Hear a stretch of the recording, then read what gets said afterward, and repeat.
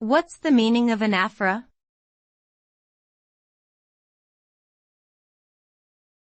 Anaphora.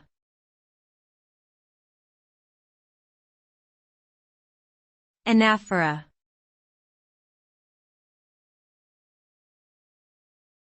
Anaphora.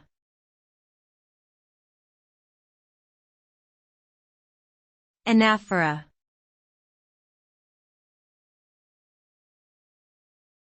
Anaphora.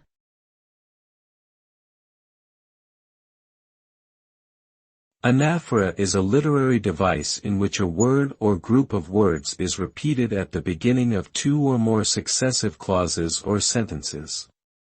This rhetorical technique is often used in poetry, speech writing, and literature to create emphasis, rhythm, and cohesion. Through anaphora, the repetition of key words or phrases can underscore the main message of a text, enhance the emotional impact of a passage, or unify disparate ideas into a coherent whole. Overall, anaphora is a powerful tool used by writers to create memorable and impactful language.